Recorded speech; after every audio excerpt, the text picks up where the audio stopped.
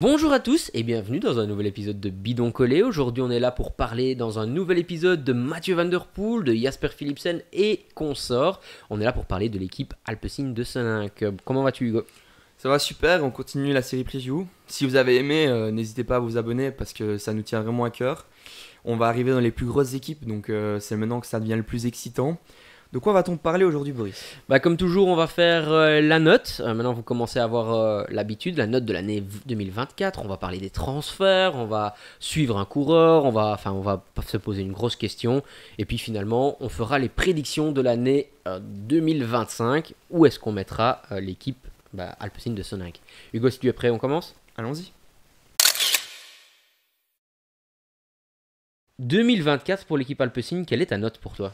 Alors, je vais peut-être être un peu fort positif, mais j'ai mis un 9. Ah, j'ai mis 9 aussi.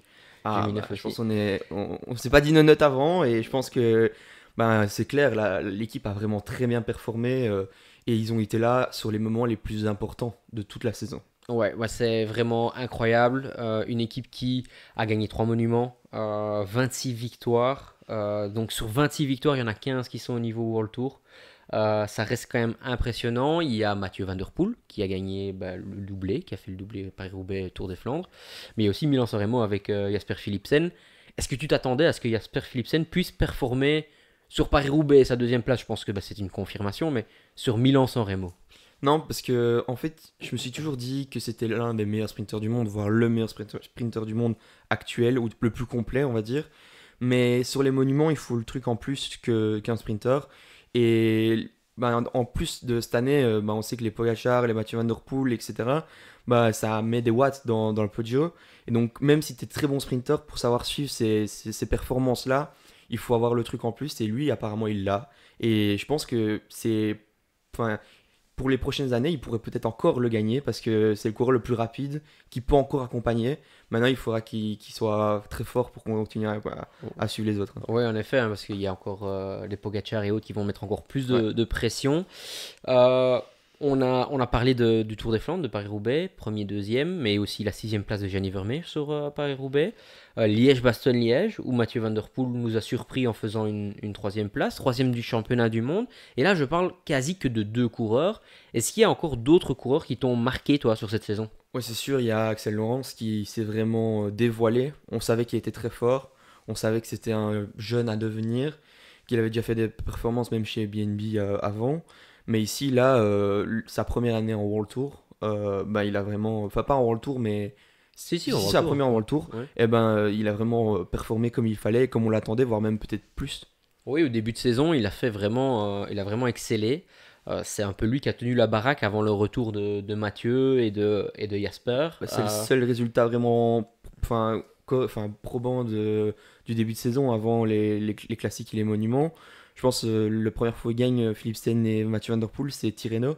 Donc il y a eu un moment où on s'est même dit, nous, ouf, ça va vraiment pas chez Alpecin. On a eu un peu peur même. Et parce qu'on se disait, imaginons Mathieu Van Der Poel, Philipsen, On ça avait fait marche une pas. vidéo d'ailleurs à Ouais. l'époque. Mais finalement, on a eu tort de s'inquiéter parce que c'est une équipe qui, en fait, ce qui marque dans cette équipe, c'est que tout le monde a son rôle.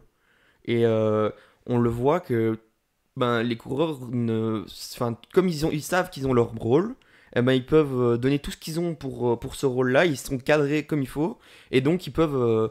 Mathieu Van Der Poel, on peut le sublimer parfaitement. Et eux-mêmes se subliment parce qu'ils savent qu'ils peuvent aller là, jusque-là. Et puis, même s'ils vont plus loin, tant mieux, je vais plus loin, quoi, tu vois. Ouais, tout à fait, c'est sûr. Et puis après, on l'a pas dit, mais Mathieu Van Der Poel, quand il a gagné, c'est avec des raids solitaires, c'est Ouais. avec à la manière.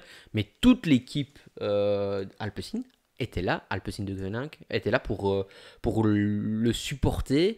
On a parlé d'Axel Laurence, il a fait un super travail, un Craig Andersen aussi, Vermeersch. sur les Flandriennes, Vermeersch. Moi, je voudrais aussi mettre quand même en avant un autre coureur, c'est Caden Groves. Ouais. Alors, j'ai pas toujours été tendre avec lui, peut-être injustement, dans le sens où, pour moi, c'est un excellent coureur, c'est un excellent sprinter, et je pense qu'il a, dans le passé, bénéficier de sa capacité à passer les bosses et donc du coup d'aller sur des courses où les autres sprinteurs ne vont pas. Et finalement, quand tu regardes, il est en train de construire sa carrière avec encore quelques victoires sur la Volta. Ouais, au total, il a 8 victoires sur le Grand Tour, donc c'est quand même énorme. Il a déjà gagné sur le Giro et sur la Volta. Cette année, il fait, je pense, 2 ou 3 fois deuxième du Giro, enfin d'une étape du Giro. C'est quand même, ça montre qu'il est pas loin de la victoire encore cette année, mais il gagne aussi sur la Volta et il fait 2 fois deuxième. Donc ça montre que c'est un mec qui sur aussi une bonne année, il peut peut-être aller claquer 6 ou 7 victoires Sur les sur le Grand Tour. comme Donc, l'année passée, comme cette année. ouais, En non, effet. c'est exceptionnel. Et en plus, il a que 26 ans. Il en avait 25 l'année passée. Il est qu'au début de ça, de cette carrière qui peut grandir et s'étoffer.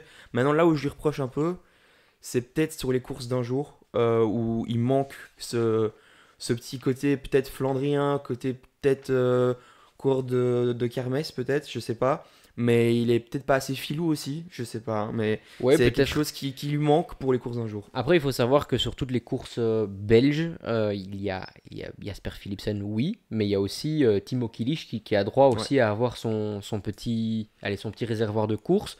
Maintenant, il va y avoir encore d'autres coureurs qui arrivent, on va en parler dans les transferts, mais c'est vraiment limité pour lui son programme au niveau des courses d'un jour. Donc, moi, je suis vraiment content qu'il performe comme ça sur la Vuelta, sur le Tour d'Italie.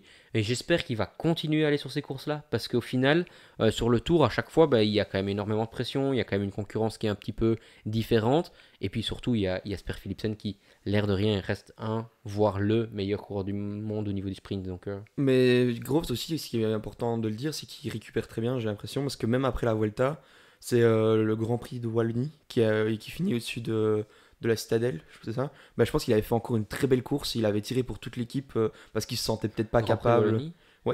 Ouais, c'est juste après la Vuelta, non? Mais je pense que c'est pendant, mais c'est. Enfin, je pense que c'est Ouais, juste ouais. après. Et il avait fait, c'est une Je course en sais pas. Wallonie, Ouais. et il avait vraiment fait un rôle pour l'équipe où il avait vraiment roulé comme il avait été dans tous les coups, alors que ça montait quand même vachement, Ouais, tout à et fait. qu'il était, enfin moi il était en forme quoi. On voyait qu'il respirait la santé. Donc je pense que même après un grand tour, s'il est en forme comme ça, c'est un coureur qui à l'avenir a un gros moteur et qui va pouvoir durer des années quoi. C'est pas Ouais, une c'est année sûr. Ouais. surprise. D'autres coureurs que j'aimerais bien juste mettre un peu en avant, Stan Van Trick qui a gagné et de belle manière. On a Jennifer Meersch, on en a déjà parlé aussi, qui est aussi bien couru. Je voulais mettre aussi un petit peu en avant Lars Boven qui a fait un bon début de saison au niveau du sprint. Néo-pro, finalement, ça Ouais. s'est plus ou moins bien passé. Et un petit bémol, Quinten Hermans aussi qui gagne Ouais. au Pays Basque, pas mal, En même retour. si même s'il est quand même cantonné souvent à un rôle d'aidant, on va dire. Ouais, mais sur les grands tours, il a quand même des rôles d'échappée. Il fait quand même quelques petites performances. Enfin, on espère le voir gagner, mais il fait des belles échappées à long raid et il monte le sponsor, on va dire, mais il fait des top 10 aussi. Ouais, tout à fait. Et donc, moi, il y a juste un coureur il n'a pas fait une mauvaise saison, mais auquel j'attendais un petit peu plus, c'est quand même Timo Kilic. Euh, L'année passée, on était dithyrambique sur lui, on était vraiment heureux de son passage chez les pros. Il avait battu Arnaud Delis au Tour de Wallonie, alors qu'il était encore en Devo. Et là, malheureusement, cette année, ça a eu un peu le contre-coup. Maintenant, à charge de revanche pour l'année prochaine, je pense pas que ce soit vraiment très très grave. Mauvaise année, c'est pas grave. Ouais, je dirais pas que c'est une mauvaise année. Je pense que c'est aussi une très bonne année, sa première année chez les pros. Je pense qu'on s'attendait peut-être un peu à beaucoup de lui. Et donc, enfin, je pense que lui ne doit pas être déçu et son équipe doit pas être déçue de sa saison. Il a quand même gagné une fois aux ETLM Tour. Bon, après, c'est pas une course exceptionnelle, mais il fait quelques top 3, top 4 par-ci par-là. Ça montre qu'il est quand même là et que s'il a le gap qu'il faut pendant l'intersaison ou enfin pas trop de pépins, etc., il peut aller chercher quelque chose. Ok. Si t'es prêt, on part sur les transferts Vas-y. sortants. Et les transferts sortants, je vais commencer peut-être par Ballerstedt qui va faire du gravel, Conchi qui va chez Astana, Leisen, Osborne, Sinkeldam, c'est tous des coureurs qui pour l'instant n'ont pas forcément de contrat. Mais je pense qu'il y a quand même deux coureurs sur lesquels on doit vraiment s'attarder. Axel Laurence, Ouais, ça, peut-être. c'est quand même celui qui, enfin pour moi la plus grosse perte, ouais la plus grosse perte parce que c'est un gagnant, contrairement à l'autre que tu vas dire. Je pense que lui, il rapportera beaucoup de points SCI à l'avenir. qui va pouvoir être important sur certaines courses vraiment à haut niveau, World Tour, voire monument. Je pense que c'est une grosse perte. Maintenant, je pense on s'est concentré sur l'extension de contrat chez Alpecin. Ouais, de Philipsen et de Mathieu Van Der Poel. Mais aussi Groves. Donc ça va être trois coureurs prolongés avec des très gros contrats comme ça sur la même année. Je pense que ça a une incidence. Van Der Poel, je pense que c'était déjà pendant l'hiver passé, mais bon, malgré ouais, tout. Mais c'est quand même sur le 2024, si c'était peut-être en janvier, février. Mais sûr, c'est quand même une grosse dépense, conséquence en tout cas. Et donc je pense que ça a joué. C'est un peu la même chose que le coureur l'autre coureur que je voulais mentionner, Craig Anderson, qui est un coureur que j'adore. C'est un coureur qui est toujours là dans la finale. L'année passée, je crois qu'il fait encore 6 ou 7 de Milan-San Remo.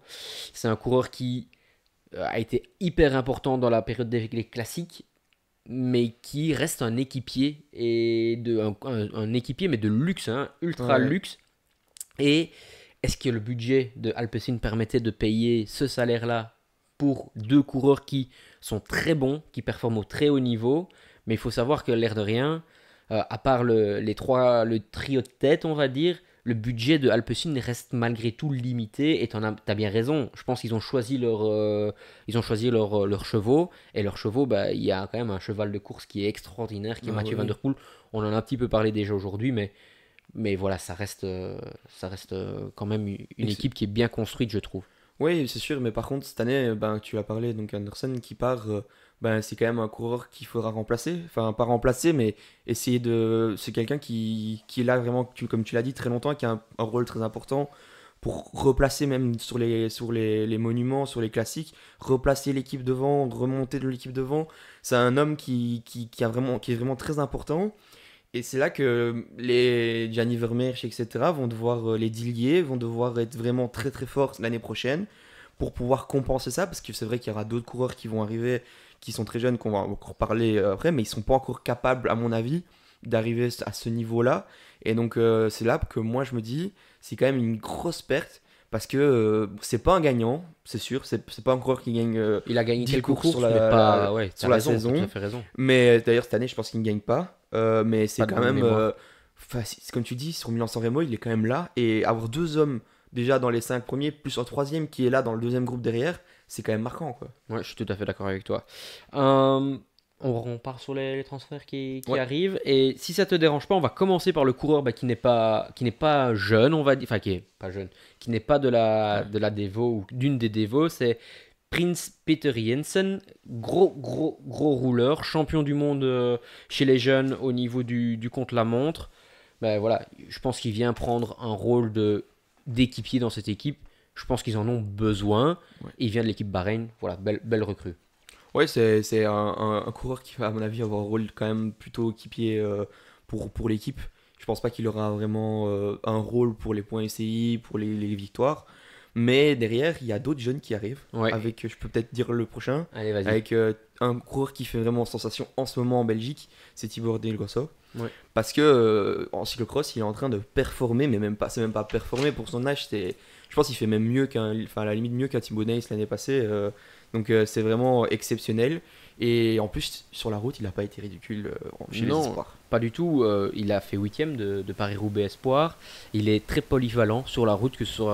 J'ai vu qu'il a fait des beaux résultats aussi sur les courses vallonnées. Il a fait des beaux résultats sur les courses type flandrienne.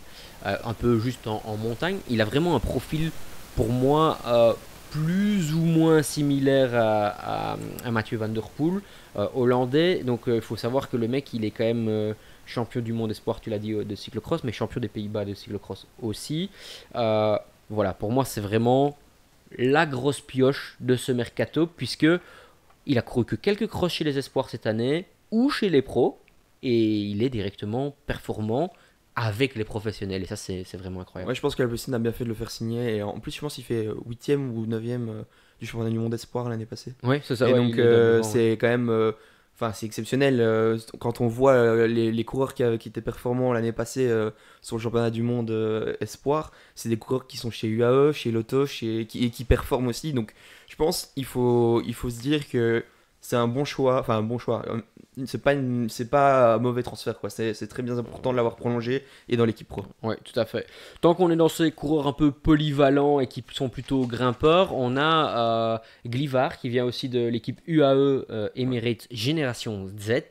Lui, par contre, c'est un fameux puncher. Alors, Hugo, il a gagné l'année passée le Sharjah Tour, le classement général. Il a gagné une Nation Cup qui est la Orleans Nation Cup l'année passée. Il a gagné en Italie. Il a gagné le Tour de Carpates. Et il a fait troisième du Tour de Lombardie. Il fait Ça- deuxième aussi d'une étape du Tour de l'Avenir, je pense. Ouais, exactement.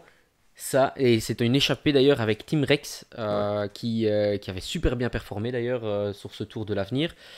Hugo, ça reste encore un super talent à une équipe. C'est encore une super pioche, quoi. Ouais, je sais pas comment ils arrivent à. Enfin, après, le pouvoir rouler avec Mathieu Van Der Poel, je pense que ça aide aussi, mais d'aller chercher des coureurs aussi jeunes comme ça, qui sont si forts, parce que le mec il est chez les espoirs de UAE, donc il peut passer potentiellement professionnel là-bas, et il vient quand même chez les pros, chez Alpecin. Et je pense pas que ce soit 100% pour l'argent. Donc, à mon avis, il y a quand même le fait que rouler avec Mathieu Van Der Poel, c'est quelque chose. Certes, Pogacar aussi, hein, mais je pense c'est des coureurs qui ont les étoiles dans les yeux quand ils voient l'équipe Alpecin. Et je pense que c'est là que je trouve que c'est très important d'avoir prolongé ces coureurs-là comme Philipsen, Mathieu Van Der Poel pour les sponsors, etc. Je pense qu'ils sont indissociables à l'heure actuelle maintenant. Ça m'a marqué cette année en Ouais, tout cas. je suis d'accord avec toi. Et en plus, pour des coureurs qui sont talentueux comme ça, bah, certains choisissent d'aller faire leur carrière chez UAE et c'est une très très bonne chose pour l'équipe UAE. Mais je pense que chez Alpecin, ils vont avoir beaucoup plus de liberté. Ouais. Parce que sur les courses comme type Pays Basque, Tour de Catalogne, sur des courses où il n'y aura pas forcément Mathieu Van Der Poel ou Jasper Philipsen ou Caden Groves, parce que malheureusement, enfin, pour certains coureurs, ils doivent rouler beaucoup pour Caden Groves, Mhm. même si ça reste un plaisir, je pense, pour beaucoup. Ben, ces gens-là, ils vont avoir des opportunités. Quand on regarde sur Paris-Nice, Luca Vergalito, il avait énormément de liberté, alors que ça reste malgré tout pas le plus grand des leaders. Donc ça, c'est une très bonne chose. Et en parlant de coureurs qui pourront performer peut-être sur ce genre de course, un autre cyclocrossman, c'est Verstringe, on va dire, Verstringen, ouais. Verstringe, qui, lui, est un super grimpeur, et pourtant qui fait encore une fois 9ème de Paris-Roubaix Espoir. Ouais, c'est marquant hein, quand même ça. Mais je pense que à l'heure actuelle, le vélo fait que le poids puissance est tellement important que un coureur comme lui, en plus cyclocrossman, je pense que sur les pavés, c'est quelque chose qui joue et ça a beaucoup joué sur cette course-là. Mais tu as raison, c'est un coureur de talent et on le voit encore une fois, c'est un coureur qu'on voit chez les professionnels en cyclocross. Il fait troisième de Namur. On l'a vu à Namur passer, il était impressionnant.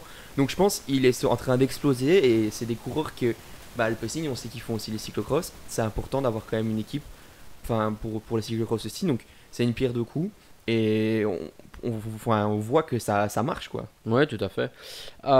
D'autres coureurs, on va parler peut-être de... Allez, Ramsès De Bruyne. Ramsès De Bruyne, c'est un coureur avec qui tu as pas mal roulé déjà. Bah, en fait, c'est un coureur qui était très fort chez les juniors. Moi, il m'impressionnait quand même pas mal. Il était toujours à l'avant, toujours. On me disait, il avait 4 poumons en fait. Il était peut-être un peu plus discret chez les espoirs, même si, enfin, surtout cette saison, on va dire. Mais je pense qu'il c'est quelqu'un qui a beaucoup de talent et qui peut performer quand même chez Ouais. les plus vieux. Je pense qu'il a fait une année 2024 un peu moins Ouais. impressionnante que celle de 2023 par exemple, où il a fait 3ème de Lombardie Espoir, 4ème de Ouais. Liège-Bastogne-Liège Espoir. Donc ça reste un coureur de classique. Maintenant, c'est vrai que peut-être qu'il avait déjà signé son contrat l'année passée. Ouais, Faut voir un peu comment ça se passe. Mais c'est clair que c'est pas l'année la plus performante, même s'il a roulé beaucoup, beaucoup avec les professionnels encore cette année. Et pour moi, on arrive chez le coureur qui va peut-être sur le très long terme le mieux performer. C'est Simon Dehers, qui est un coureur qui a été champion de Belgique chez les Espoirs. C'est un coureur qui va vite, qui est impressionnant au sprint.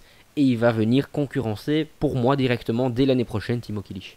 Ah ouais, pour toi, ce sera à ce moment-là?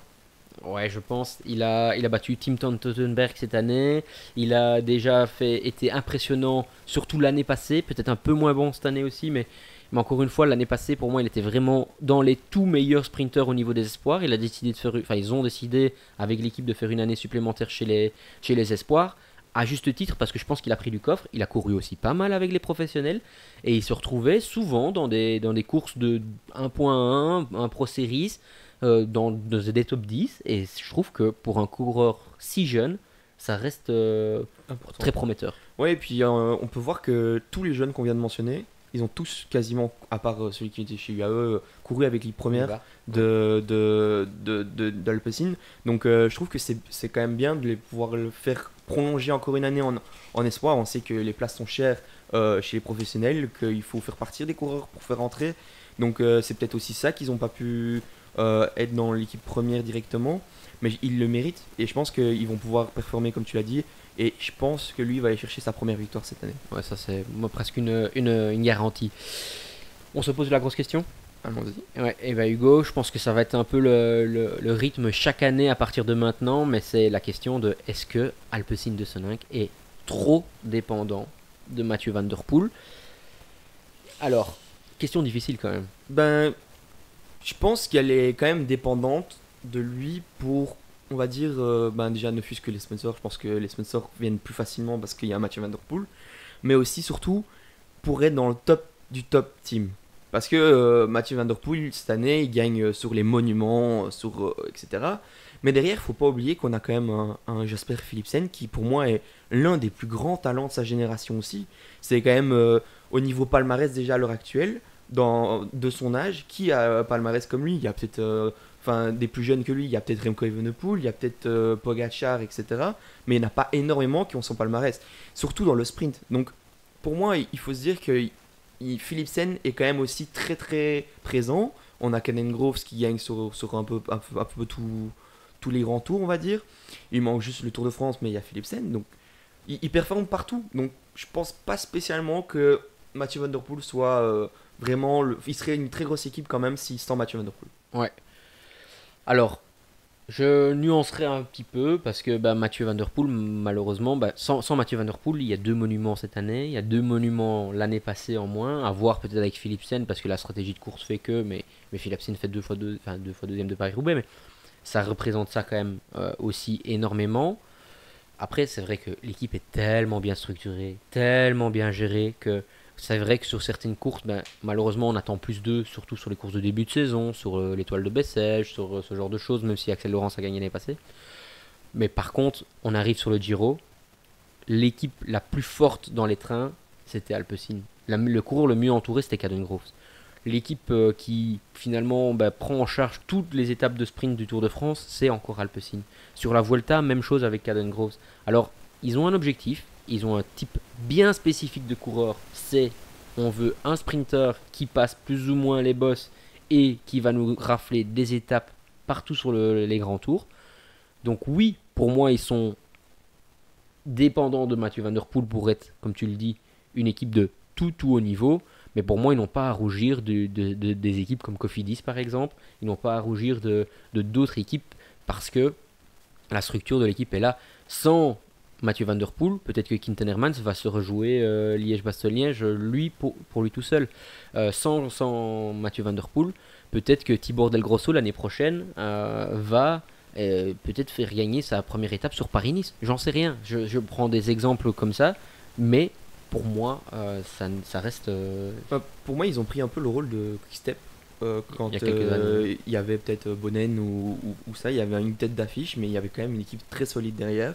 Et c'est un rôle d'équipe. On est vraiment là pour faire gagner l'équipe. On n'est pas là pour faire gagner Mathieu Van Der Poel. Même si je pense que dans la hiérarchie d'office, Mathieu Van Der Poel est le dernier homme parce que le talent, parce que voilà, tout, la force, la puissance, tout, la forme, je pense que c'est lui le meilleur coureur, peut-être aller dans sa catégorie, c'est peut-être le meilleur coureur du monde. Parce qu'il y a Pogacar aussi qui est là, mais sur Paris-Roubaix par exemple, c'est compliqué d'aller le chercher. Donc je pense que c'est vraiment structuré, comme tu le dis, c'est très important. Et c'est pour ça que je pense que la gestion est vraiment. Même s'il n'y avait pas Mathieu Van Der Poel, il y aurait eu quelqu'un d'autre, il y aurait eu Philipsen, il y aurait eu. Enfin, je sais pas, il y aurait eu. Le budget aurait pu prendre quelqu'un d'autre qui fait que. Ben, l'équipe serait performante, quoi. Ouais, non, je te rejoins à 100%. Si tu veux, on va peut-être passer à nos coureurs à suivre, comme ça on avance. Petite mention, juste, c'est un coureur qui a fait une médaille olympique, c'est Fabio Van Den Bosch, qui a fait quand même une super saison sur la piste. Ouais. Puis Robeguez qui aussi a fait des beaux résultats sur cette année. Donc c'est deux coureurs qui, moi en tant qu'ancien pistier, qui me tiennent à cœur. Donc voilà, je voulais juste les mentionner. Hugo, qui est ton coureur à suivre du coup? Alors, moi, c'est Caden Gross. Alors, c'est parce que, honnêtement, il performe. Enfin, ça fait plusieurs années qu'il performe, mais je le trouve vraiment très jeune. Je pensais, quand j'ai vu son âge, j'étais vraiment un peu choqué. On a vraiment beaucoup parlé de lui, hein, c'est vrai.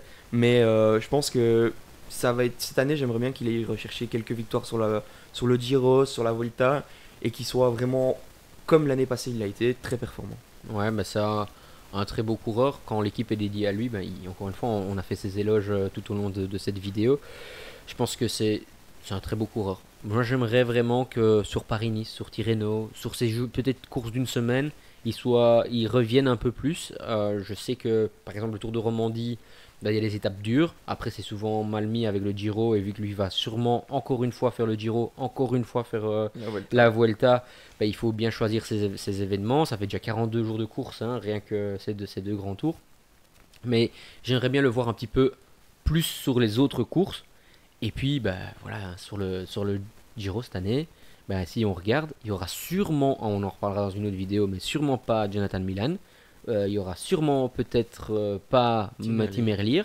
Donc du coup, ça veut Olaf dire que Koil, peut-être. Olaf Koy qui sera là, Wout van Aert, qui était Ouais. son grand rival sur la Vuelta jusqu'à son abandon. Sûrement un DSM qui sera quand même Ouais, performant. peut-être un Casper Van Uden ou quelque chose Ouais. comme ça, Un Butner, je mais sais ça pas. reste quand même normalement bien en Ouais. dessous de Caden Groves. Donc, oui, pourquoi pas enchaîner encore peut-être 2, 3, 4 victoires au World Tour l'année prochaine pour Caden Groves. Ouais, non, c'est sûr. Moi, je me réjouis de voir. En fait, c'est toujours le grand tour qui me passionne le plus, le Giro. Parce que même les étapes de sprint font que on a un suspense un peu. Est-ce que les sprinteurs vont savoir suivre, vont pas savoir suivre. Donc, lui, ce qui est bien, c'est qu'il sait suivre et il sait accompagner. On le voit, hein, même quand Van Aert gagne une étape au sprint ici à la Vuelta, et c'est l'un des derniers sprinteurs qui est là. Bah, lui, il tombe sur le sommet, une bête chute, mais il était encore juste derrière le groupe, quoi. Il était encore là alors qu'il restait peut-être 30 coureurs. C'est quand même impressionnant pour un sprinter, quoi. Ça me marque et du coup, je me dis que c'est pour ça que c'est mon coureur à suivre. Est-ce que, avant de continuer sur le mien, est-ce que tu penses, Philipsen est intouchable, mais est-ce que Caden Groves va sentir un peu le souffle de coureurs comme Simon De Heers et Timo Kilic sur les années à venir, ou en tout cas cette année déjà, sur une place sur le Giro ou sur la Volta? Alors, Alpecin a besoin de quelqu'un parce que pour un peu le concurrencer, je pense, parce qu'il faut quand même garder la concurrence pour que ce soit quelqu'un qui performe. Sinon, on va lui dire. Mais je pense que s'il a prolongé, c'est qu'il a quand même dans son contrat, à mon avis, on lui a promis soit le doublé Giro Vuelta, malgré qu'il y ait Philipsen, parce qu'un coureur comme Groves qui gagne sur les grands tours, si tu veux le faire signer, tu peux pas lui dire bah tu vas faire qu'un seul grand tour l'année et que ce sera le Giro ou tu seras ou cadenassé que bah, ça toute ta carrière.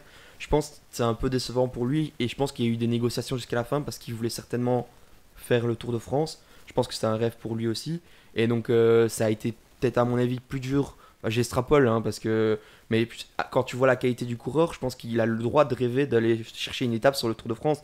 Il pourrait gagner une étape sur les trois grands tours.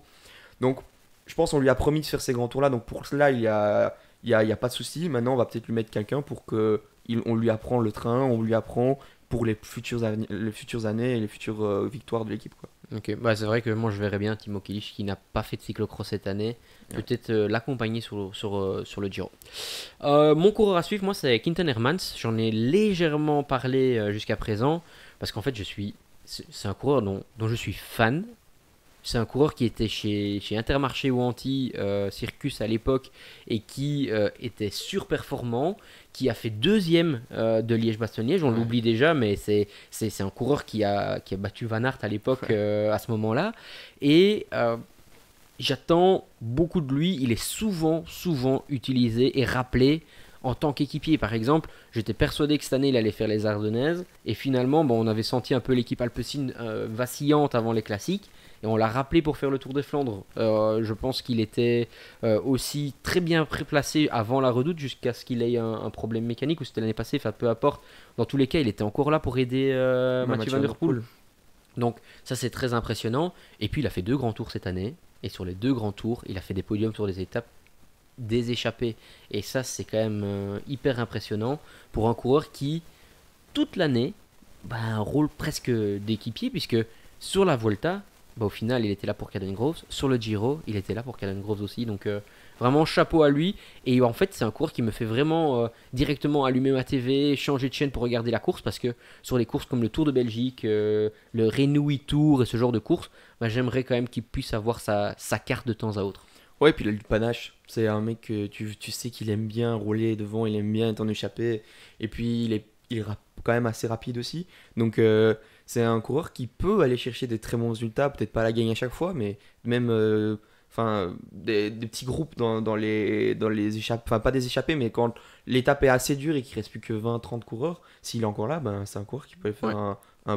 une belle place, on va dire. Oui, tout à fait. Et en plus de ça, il est souvent important pour l'équipe nationale, puisqu'il est quand même repris ces dernières années pas Ouais. mal de fois. Hugo, on classe cette équipe Alpecin. Toi, tu avais mis 9e, moi j'avais mis 10e au classement de Bidon Collé. Et finalement, Bidon Collé a mis 8e. Donc finalement, on était peut-être les deux plus pessimistes Ouais. de l'équipe. Étonnant. Alors que j'allais dire qu'on est peut-être les deux personnes qui Sont les plus optimistes pour l'équipe. Ouais, donc- Oui, mais je pense que. Enfin, je vais essayer de un peu me justifier pourquoi je les ai mis un peu plus bas que cette année. Pour moi, Philipsen va avoir du mal de faire une année aussi belle que cette année. Alors, j'avais déjà dit ça l'année d'avant, mais ici, je pense qu'il a encore gagné plus de points que l'année d'avant. Je parle en points ici. En victoire, je pense que l'année d'avant, il avait plus de victoires, mais ici, il gagne quand même Milan-San Milan-San Remo, 3 étapes sur Au le, tour, ouais. sur le tour. C'est quand même marquant, et ça, je sais que les plus grosses, mais il y en a encore plein d'autres. Et donc, pour moi, même au-delà de ses victoires, il fait tout le temps 2, 3. Il va chercher des points, il n'a jamais eu de problème, ni de santé, ni technique, ni rien. Il est toujours là. Donc je me dis, ça va être compliqué. Ce qui lui manque peut-être cette année, c'est un maillot vert. Mais je pense qu'au niveau des points ici, ça se marque pas trop. Donc pour moi, c'est l'année où il a le plus explosé, que l'année prochaine, il ne fera pas aussi bien. Et d'ailleurs, je suis un peu déçu, petite parenthèse. Au Vélo d'Or, il n'a pas été sélectionné. Bah, je pense que c'est un gros manque de respect, limite, parce que quand on voit sa saison, qui ne rêve pas de sa saison? On voit Girmay qui est sélectionné, par exemple. Enfin, c'est pas pour prendre, c'est juste pour comparer. Bah, pour moi, Philipsen mérite un peu plus que Ouais, Girmay. ouais, je comprends tout à fait. Juste pour rajouter, encore 4e à Gand-Wevelgem, mais on oublie, mais c'est des points UCI énormes pour une équipe comme Alpecin. Et 2e à Paris-Roubaix, ben voilà, Ouais. moi, ça ne me surprendrait pas qu'un jour il gagne Paris-Roubaix. Ce serait vraiment une très très belle chose. Ouais, je te rejoins, moi 10e, où je suis pas persuadé, c'est que faire le doublé chaque année, Ouais. Ronde, Paris-Roubaix, c'est dans le talent de Mathieu Van Der Poel, c'est possible. Le faire à chaque fois, c'est quand même compliqué. Puis ça fait 3 monuments, plus podium sur 4 plus la 2e place, ça fait 5 podiums de monuments. Bah voilà, j'ai rarement vu ça. Et donc, Et voilà. même pour Mathieu Van Der Poel, est-ce que ça semble cohérent qu'il fasse encore 3e de Liège? Enfin, si, il pourrait y arriver, mais il le fera pas chaque année. Donc pour moi, c'est. En plus, on le sait, Mathieu Van Der Poel, c'est un coureur qui est en forme un mois et demi sur le début de saison.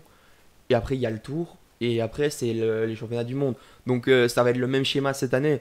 Donc pour moi, ça va être un peu plus compliqué d'aller chercher des points, autant de points que si par exemple, si Pogacar gagne le Tour des Flandres. Est-ce que, désolé, on continue Ouais. encore 2 petites secondes là-dessus, mais est-ce que Jasper Philipsen sera le premier maillot jaune à Lille cette année, ou est-ce que c'est le plus grand favori en tout cas, si tu dois mettre un favori aujourd'hui, donc le meilleur sprinter à ce moment-là, est-ce que tu mettrais, ce serait sur Jasper Philipsen que tu miserais? Hmm. Ah, c'est dur, mais je vais dire non. Tu mettrais qui alors? Jonathan Milan, pour Jonathan moi. Milan, ouais, pour C'est. moi, si ils vont tous les deux, Mats Pedersen et Jonathan Milan, je pense qu'ils sont imbattables. Mais oui, mais c'est ça, le truc, c'est que ben, celui qui a un peu tapé sur la tête de Philipsen cette année, c'est à Tirreno, c'est Jonathan Milan. Maintenant, je pense que Philipsen préparait ses classiques, donc c'était pas non plus à jeu égal.